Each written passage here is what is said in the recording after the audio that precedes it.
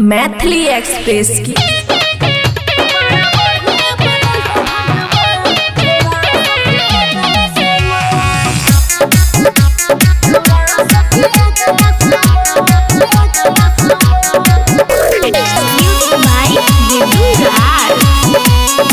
खुशी recording studio बलुआहा। बड़ा बढ़िया बनल हो भगवान, छौरा सबके अगला समान। बड़ा बढ़िया बनल हो भगवान, छौरा सबके अगला समान। अगला समान हो अगला समान, अगला समान देख के डोले छै ईमान। बड़ा बढ़िया बनल हो भगवान, छौरा सबके अगला समान। बड़ा बढ़िया बनल हो भगवान, छौरा सबके अगला समान।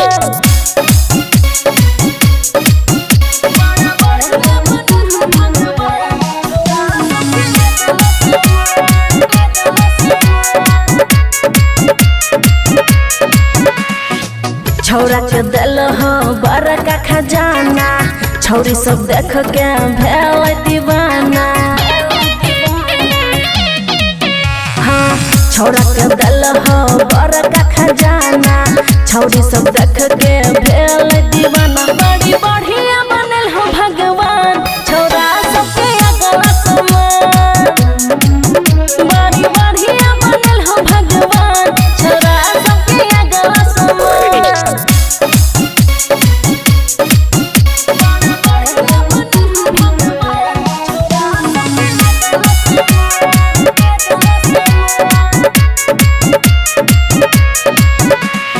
बड़ा फुर्सत से एकरा बनल हो, अमन अक्की के हो सौरल हो। बड़ा फुर्सत से एकरा बनल हो, अमन अक्की के हो सौरल हो। बड़ा बढ़िया बनल हो भगवान, छौरा सबके अगला समान।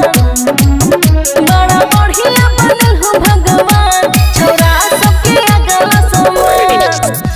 खुशी रिकॉर्डिंग स्टूडियो बलुआहा।